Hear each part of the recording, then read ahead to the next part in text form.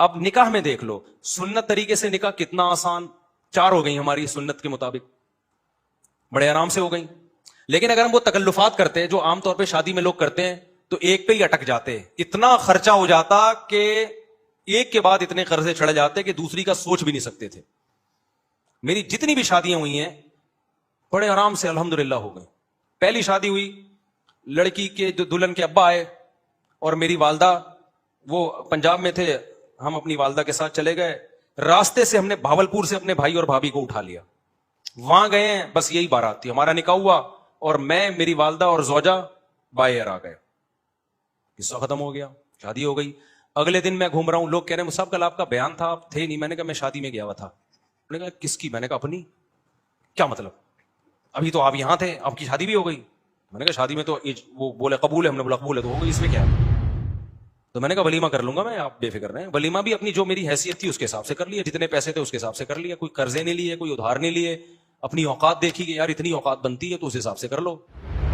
لوگوں نے تو باتیں بنانی ہوتی ہیں, لیکن جو مرغے کھا کھا کے آپ کے ولیموں کے لاکھوں روپے کے مرغے کھا کے کیا وہ باتیں نہیں بناتے؟ کیا وہ یہ کہتے ہیں بڑا سخی ہے؟ نا نا نا, ذرا سی ایک بوٹی بھی کچی نکل آئی نا, آپ کے کروڑوں روپے برباد ہوں گے.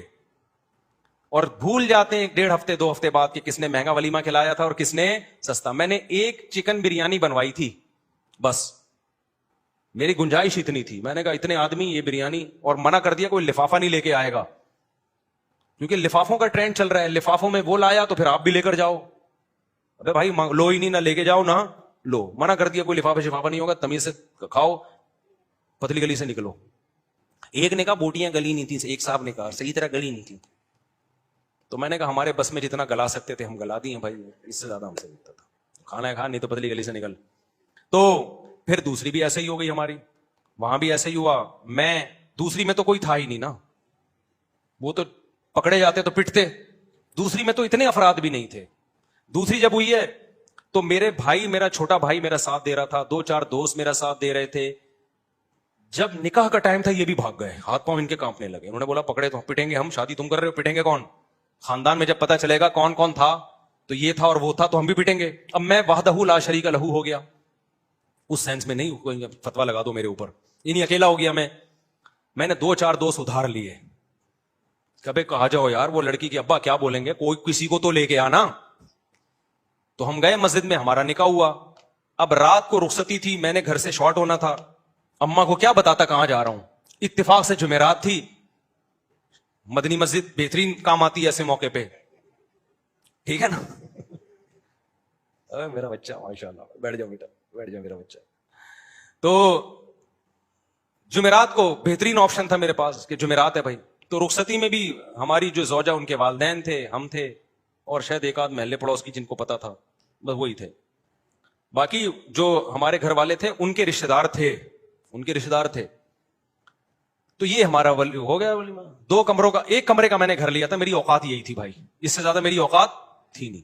1 کمرے کا گھر میں نے رینٹ پہ لیا, اس میں 1 کچن 1 واش روم, 2500 اس کا کرایہ تھا. میں نے بتا دیا سسرال کو فی الحال میری یہی اوقات ہے بھائی, اگر آپ نے بھیجنا ہے تو اسی میں رہ لیں, جب اللہ تھوڑا آمدن اچھی کر دے گا تو ذرا اچھا گھر لے لیں گے. ان کو بھی اللہ نے شعور دیا تھا, انہوں نے کہا بھائی اچھا رشتہ, ان کے خیال میں اچھا رشتہ تھا, چلو بھائی اللہ مدد, توکل کیا اللہ پہ, تو ہماری شادی ہو گئی. جیسے جیسے بچے ہوتے گئے اللہ تعالیٰ مالی وسعت بھی دیتا چلا جاتا ہے. دیکھو ایک بہترین مثال دوں آپ کو, جہاں درخت زیادہ ہوتے ہیں نا بارشیں وہیں ہوتی ہیں. کیا خیال ہے؟ درخت کھینچتے ہیں بادلوں کو. اگر کوئی کہے یہاں درخت بارشیں تو ہوتی نہیں, درخت کیسے لگے گا؟ ابے تو لگا تو بارشیں شروع ہو جائیں گی.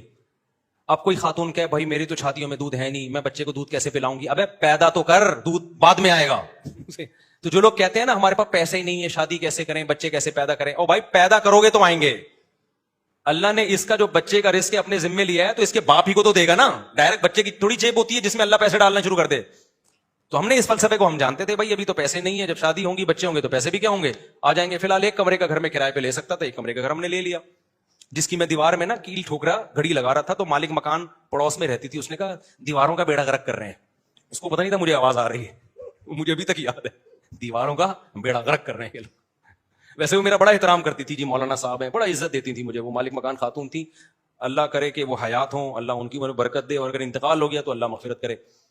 تو بڑا عزت دیتی تھی نا مجھے, مولوی صاحب ہیں ماشاءاللہ. ان کو نہیں میں نے بتایا تھا میری دوسری ہے, ورنہ کرائے پہ گھر ہی نہیں دیتے.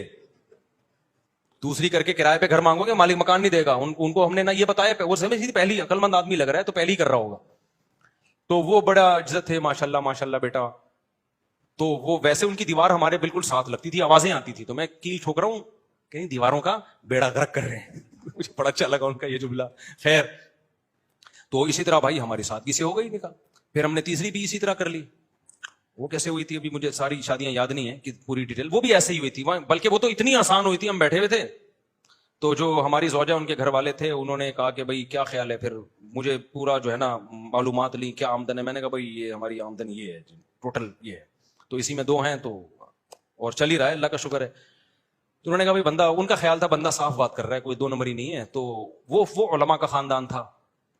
وہ کون تھے؟ وہ علماء تھے.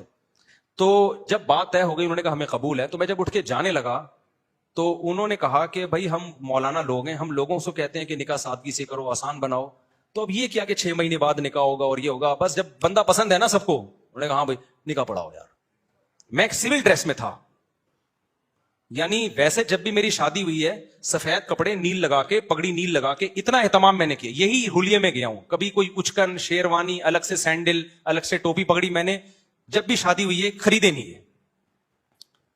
لیکن اس دفعہ تو میں اس ڈریس میں بھی نہیں تھا. تو انہوں نے کہا نکاح پڑھاؤ. میں نے کہا قبول ہے بھائی پڑھا دو یار, ہمیں تو, مجھے تو بہت اچھا لگا یہ جملہ سن کے. تو پھر وہ ہوا کہ انہوں نے وہی مولوی صاحب ان کو بلایا, بھائی ادھر آؤ. اچھا, وہ جن مولوی صاحب کو بلایا نا, وہ بڑا دلچسپ واقعہ ہے. وہ جن مولوی صاحب کو بلایا ان سے میری 3-4 سال پہلے, یعنی یہ شادی جو ابھی ہونے جا رہی تھی اس سے 3-4 سال پہلے بحث ہوئی تھی 2-3 شادیوں پر. وہ تبلیغی جماعت کے تھے. اب پورا نہیں بتاؤں گا میں کون تھے وہ, چھوڑو پھر وہ آپ سمجھ جائیں گے, مناسب نہیں ہے. میری بڑی بحث ہو رہی تھی کہ اس زمانے میں 3 شادیاں کرنی چاہیے. وہ کہہ رہے تھے نہیں 1 کرنی چاہیے. اس پہ بڑی ہماری نا 1 گھنٹہ ڈیبیٹ ہوئی کہ نہیں 2 نہیں کرنی چاہیے. کیا ہوا, فون کر کے جب بلایا نا تو وہی نکلے. ابے انہیں کہا تیری شادی ہو رہی ہے ہمارے ہی خاندان میں؟ ابے تو بڑا ہوشیار نکلا, ہمیں سمجھا رہا تھا اور ہمارے خاندان میں گھس گیا. پھر بڑا خوش ہوئے, بڑی شاباش دی. خیر نکاح پڑھایا انہوں نے. میں سمجھا پا رہا ہوں اپنی بات. تو ہر شادی ہماری اسی طرح ہوئی ہے. تو اس طرح سے 4 ہو سکتی ہیں جس طرح سے آپ لوگ کر سکتے ہو. ایک شادی کمر توڑ دیتی ہے آپ کی, اس میں اتنا خرچہ, قرضے چڑھ جاتے ہیں آپ کے اوپر, پھر اس کے بعد آپ پہلے ان قرضوں کو اتارنے میں اتنا ٹائم لگتا ہے, پھر آپ کی جوانی کا بہترین حصہ وہ سارا ضائع ہو جاتا ہے, جو پیسہ آپ بچا کے کسی اور اچھے کام میں استعمال کر سکتے تھے.